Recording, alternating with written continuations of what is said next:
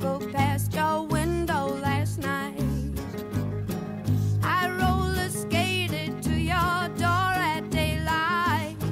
It almost seems like you're avoiding me. I'm okay alone, but you got something I need. Well, I got a brand new pair of roller skates. You got a brand new key. What's the story behind the eye patch? I have no idea. I don't know I don't know the real story. The eye patch, huh? You want to know what happened to Mike's eye? Yeah. Um, Do you have the real story about the eye patch? Well, I'd like to think I do. I've heard several. Of course, there are your surface level myths. Have you heard of the myth about Odin? The Eye of Odin, where he traded his eye for some kind of mythical knowledge of the future.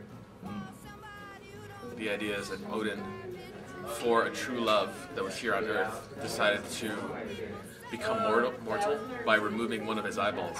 Oh. And there's a rumor that Mike is here for that reason. Another interesting story. I heard it's actually a gateway to another dimension. yeah, well, have you seen the movie Big Fish? I have heard though once if you look into his eye, you can see death. Your death, how you're gonna die. Did you see your death? Yeah, the year 2040 ain't gonna be good for me.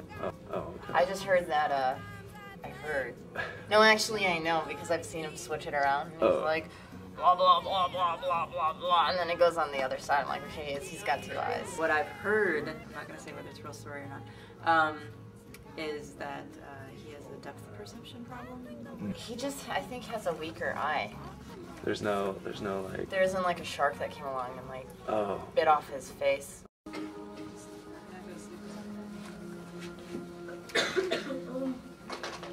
What I've heard about Mike Mitchell. Okay, so there's a couple of stories. There's one that he was a professional bull rider. Well, one time I did see him in National Geographic or some old art magazine. I've heard stuff that he was like gonna marry royalty or something. I don't know. Mike is a secret agent, and his eye is able to look at other artists and study their inner workings. Oh, I told a freshman last year that he was a boxer. And that flew for about 6 months until she figured it out that I was fucking with it. But Well, I've heard that he used to hang out at Studio 54, you know, that dance club back in the 70s, and that he's hung out with Mick Jagger and like Keith Richards and the Beatles, and that he was like a righteous dude. I don't know if there's anything I can add to that. Oh, okay.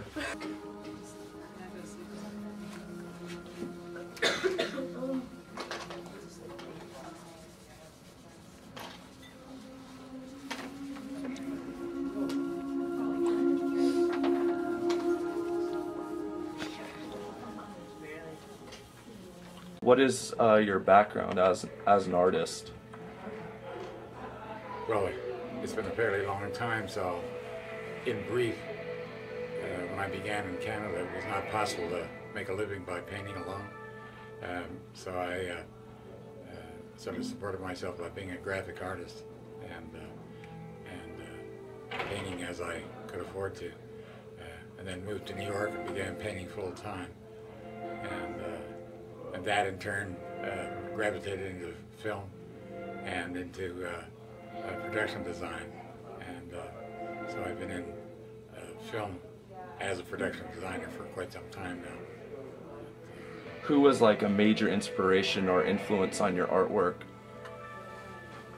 Well, I try to keep one foot in sort of in the Renaissance and pre-Renaissance, and the other foot in the contemporary world.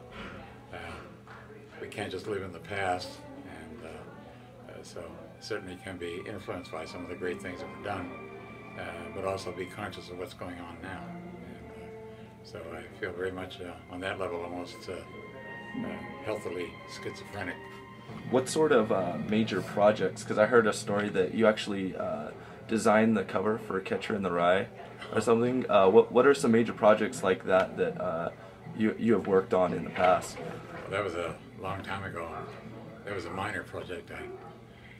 Sandwich was a friend, and I did that as a favor for him. How's the atmosphere in the Palace in Mike Mitchell's class? Well, with the music and all of the people and the artwork, it seems pretty energetic. A lot of creativity and stuff. Well, it's pretty dark in there. The air is usually hot and very thick. It's like breathing in bad breath. And I don't know, aside from the awkwardly dressed naked people we draw, it's kind of cozy in a way.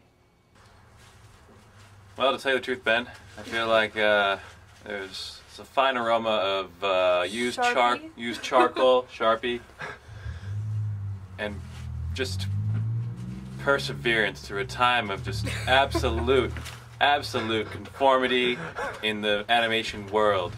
Mike truly exemplifies how a true artist, you know, stays with his gut and his eye patch. Mike Mitchell's figure drawing class has a very it's very unconventional to the normal life drawing class. The normal life drawing class, you usually have a whole bunch of old dudes and, like, you know, around their 40s or something like that, and they're playing classical music, and, you know, it's got, you know, easels all around a stage, you know, with a model that's doing very classical poses that's turning. Mike Mitchell's class is the exact opposite of that.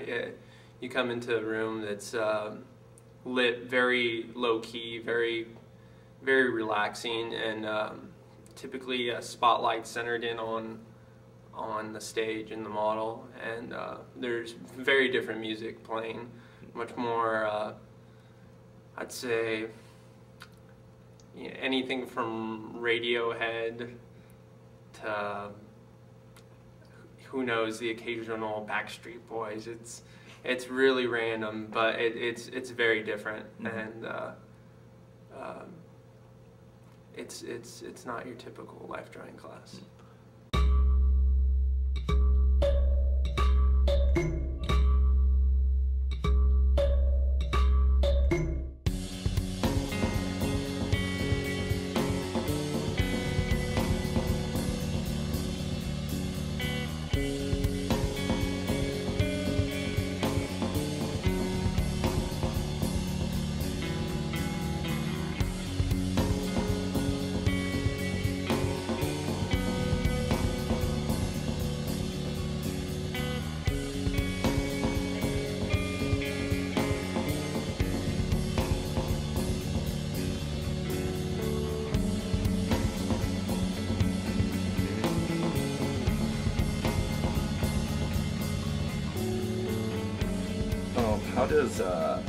How is your class different, would you say, from like other life drawing classes out there in the normal world, I guess you would say?